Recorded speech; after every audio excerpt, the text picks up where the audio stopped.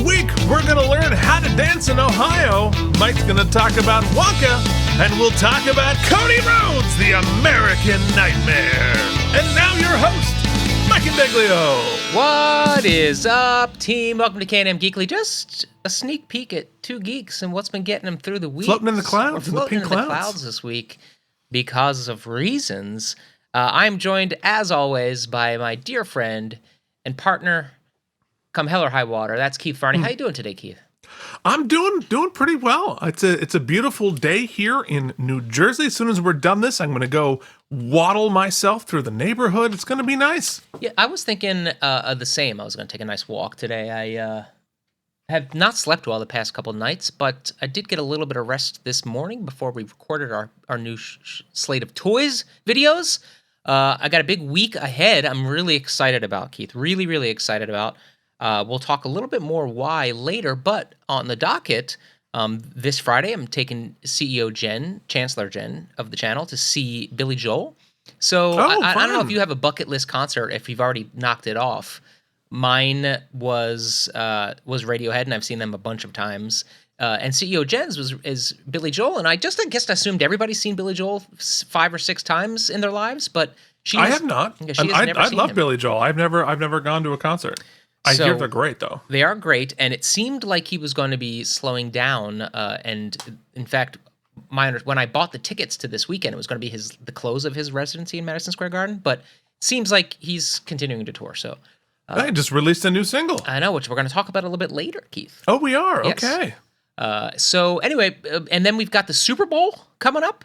We sure do, yeah. And then I've got open auditions on Monday for production for Reply that I'm directing that I'm excited to see what Philadelphia has to offer. Fun. Yeah, it should be cool. And so, yeah, big week. So let's talk about some of the things that got us through last week. First of all, the theater is a great place, Keith. We love the theater. And unfortunately, not every show is Wicked or Phantom of the Opera or Sweeney Todd like we talked about. Some shows come and go before anybody's even heard of them and maybe heard their message or their music, and that is a shame.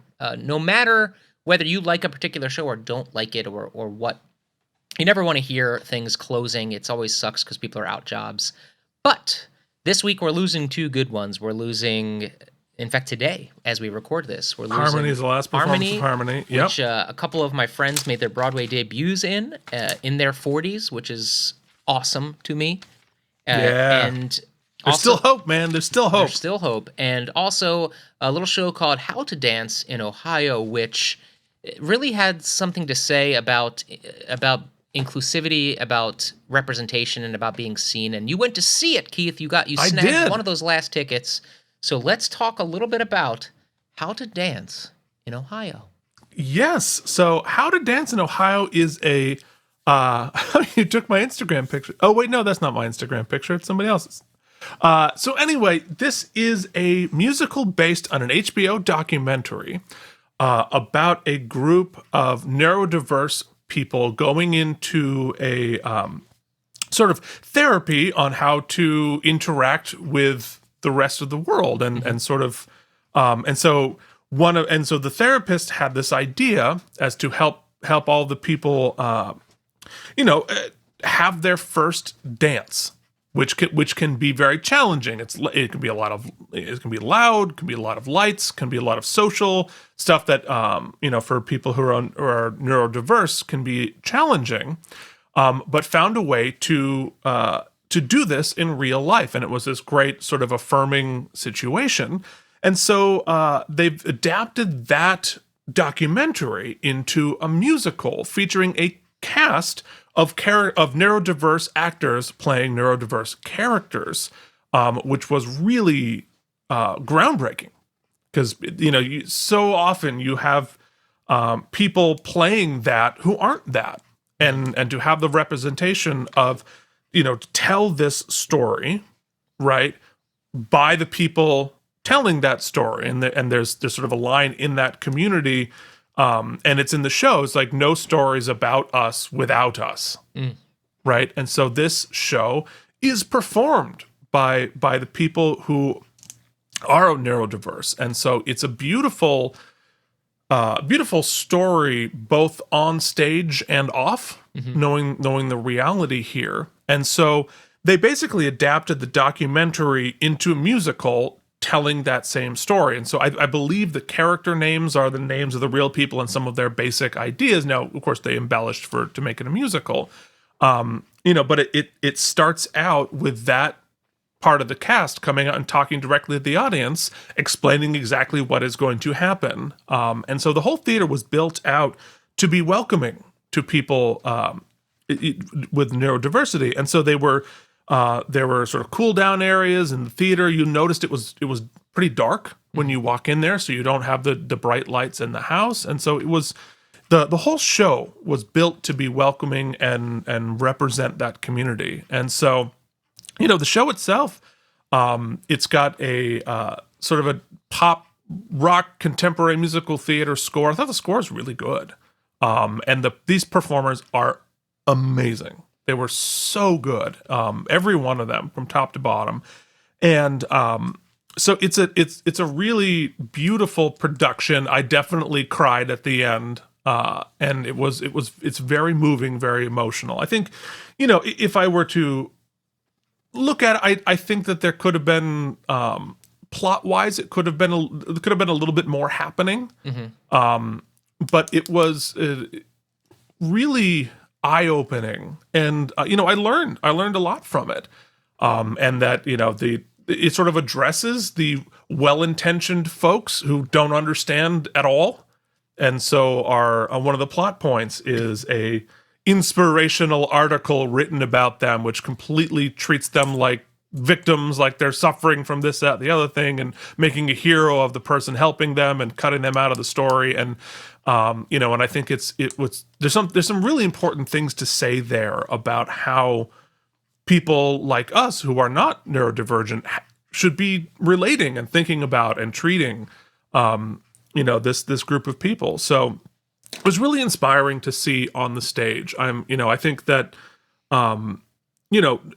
notes on the show aside, I'm really glad it was there. I'm really glad that it exists. I think it really plays incredibly well to, it's a show about young people, and I think it's for a young audience. And there was a whole mess of like middle school kids there who responded lit up like Christmas trees, and I think it was really great to see that. I'd say it is a book and lyrics by Rebecca Greer Milochik, music by Jacob Yandura, and it's directed by Sammy Knold, but all of them making their Broadway debuts on this, and all of these actors making their Broadway debut in the show.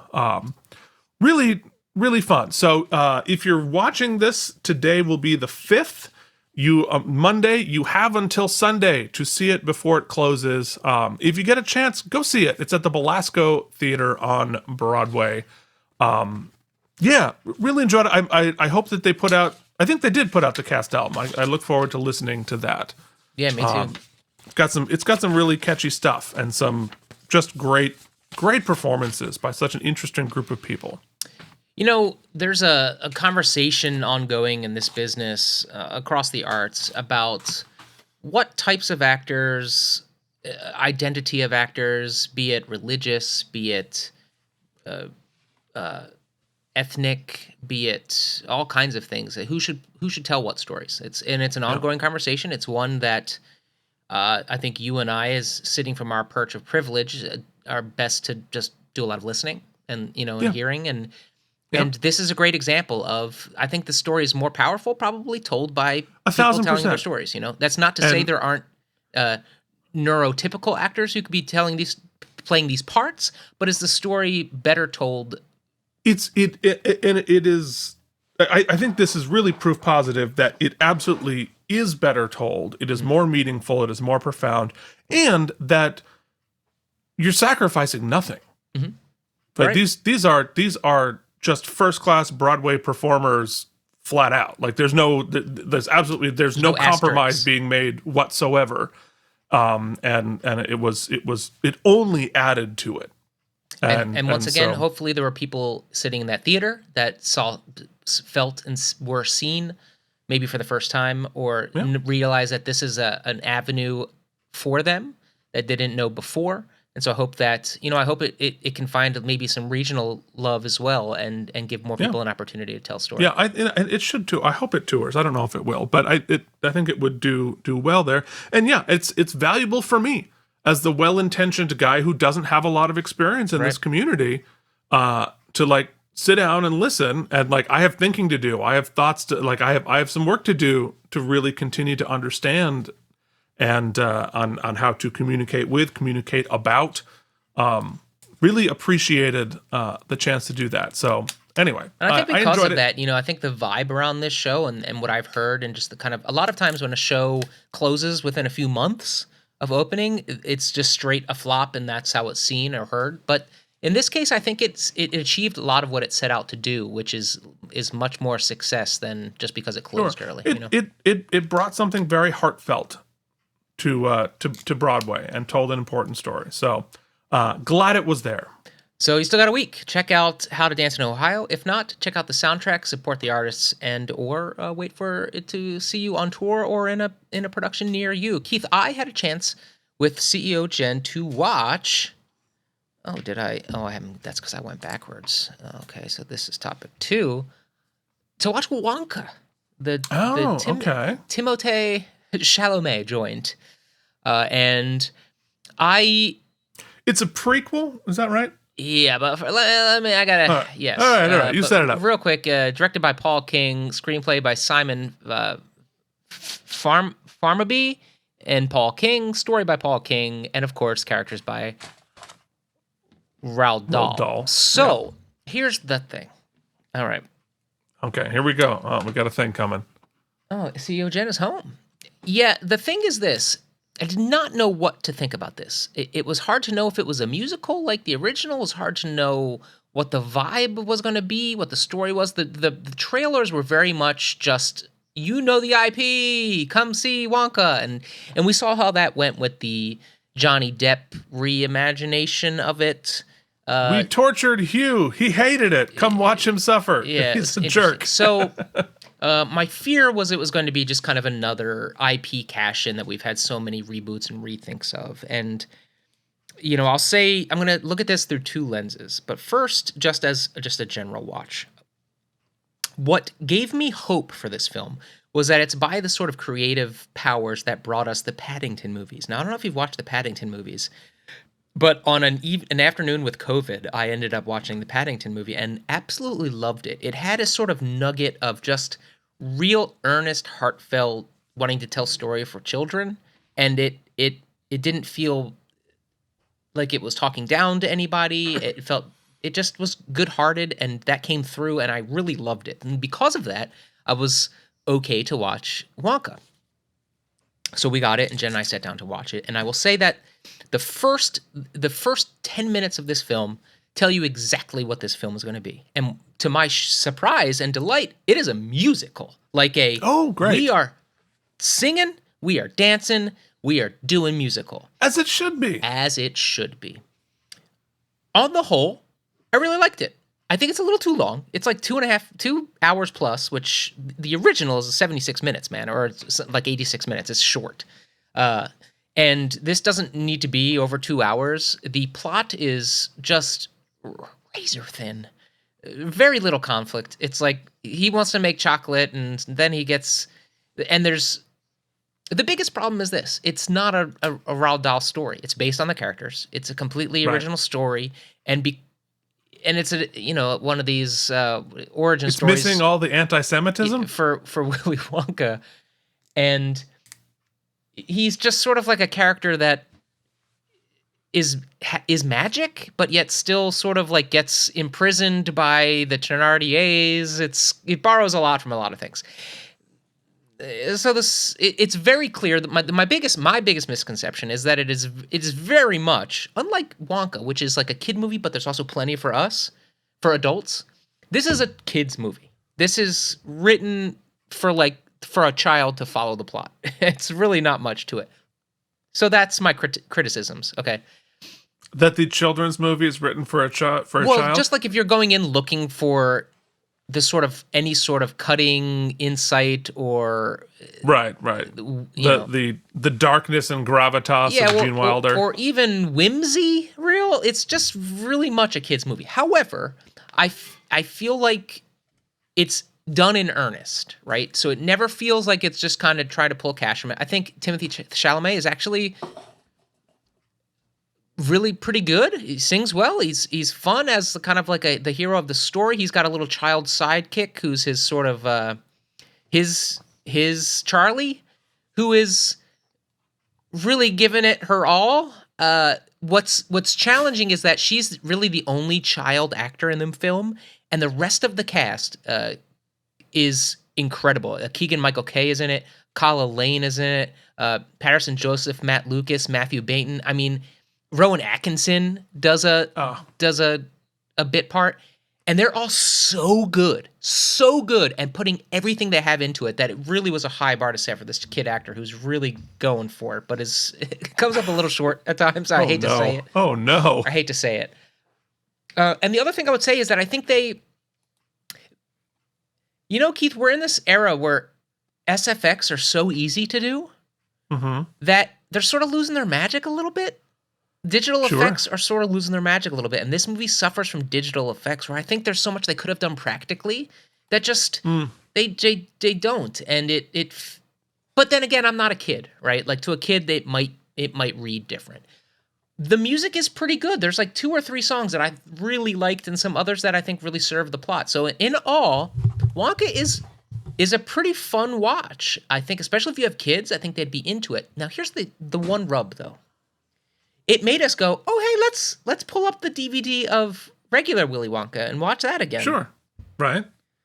And doing that made me then hate this movie.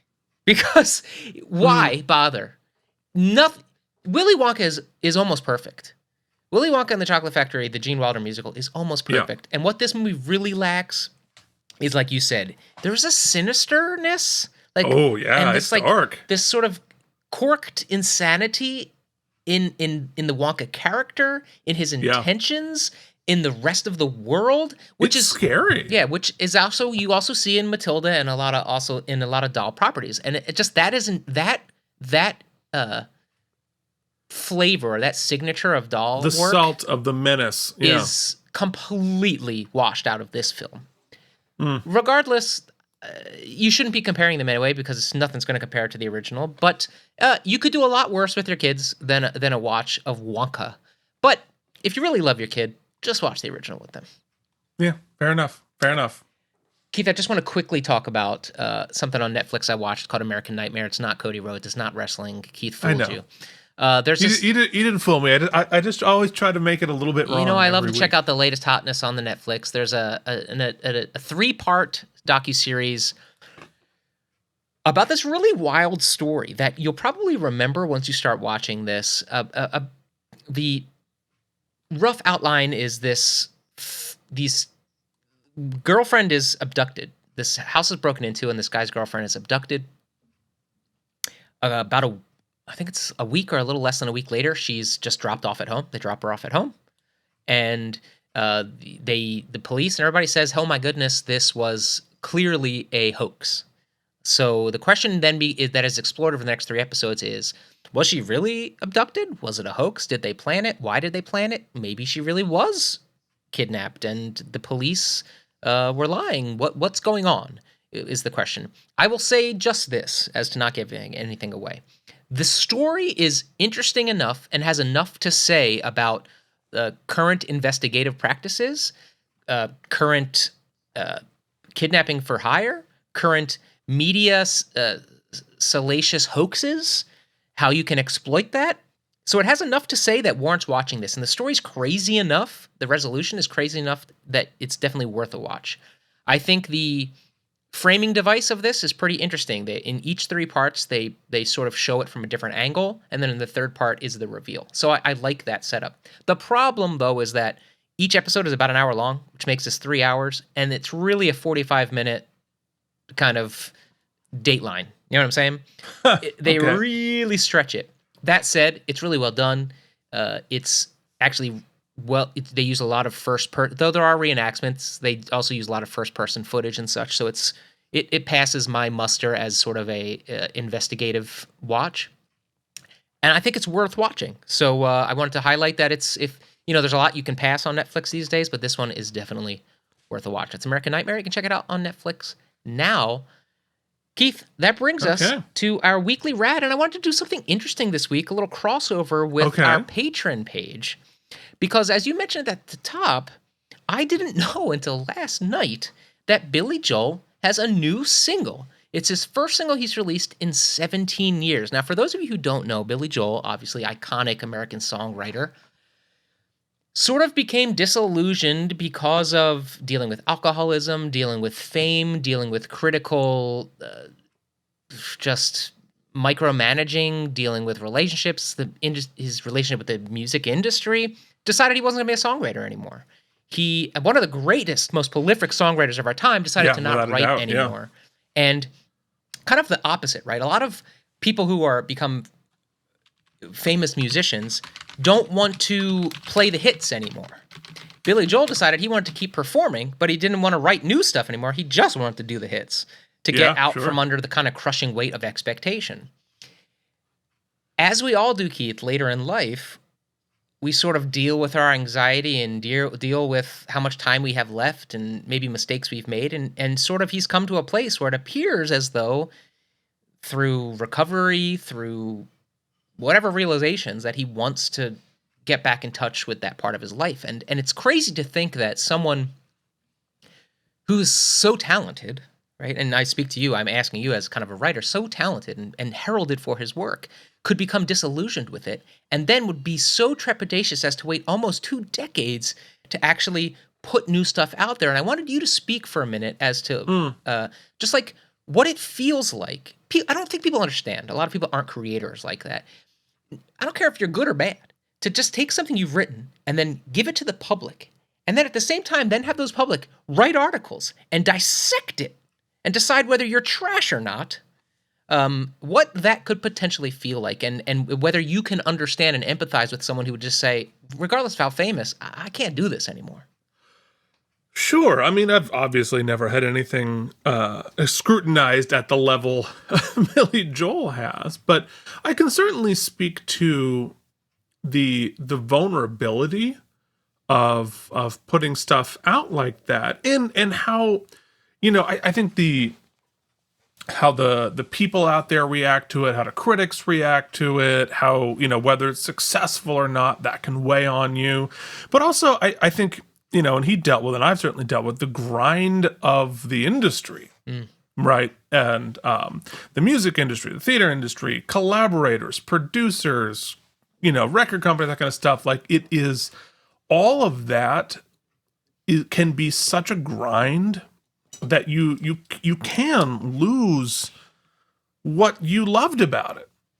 I've had multiple shows that I loved and put my heart into get, chewed up and spit out by forces beyond my control, and forces that have nothing to do with what I love about doing it, which is, writing the show, creating stuff, getting a laugh, making a good song, making something, whatever it is. That it is, I completely understand how you get disillusioned and so frustrated that it's not worth getting into again for a long time. So, I completely understand where he's coming from, and I work in phases too, right? I've had lots of different eras in not like eras, but like different types of writing that I've done over my career, where, the first thing, I didn't start writing comedy right away, but the stuff that was successful was comedy. But then, that chewed me up a little bit. And so I wrote horror, I wrote drama, I wrote all these other things that nobody cares about. So, but it took me a while to like emotionally recollect myself to dive back into that comedy world and put out more stuff, because that's what people want from me. Right. But it was hard for a while because of all the disappointment and the frustrations and the anxiety. So I had to go do something else for a while and then come back to it. So I completely understand where he's coming from. Yeah, and I think we're in a new era of music where, it's not you're not under the crushing expectation of your label to say, okay, you've got to release 12 hit songs and they've got to be done by this date. But now you can kind of just like what he did here, release a single. And it's a song he's just working on, and it doesn't have to be the greatest second coming, right? It doesn't have to be the Beatles rising from the dead and releasing a new song, which AI helps them do anyway. But I think he just released a pretty standard Billy Joel tune, and people are like, is it going to be a new album? Is he going to blah, blah, blah? I don't think any of that matters right now. The dude wanted to put a song out. What a song I think that's awesome. Have you listened to it?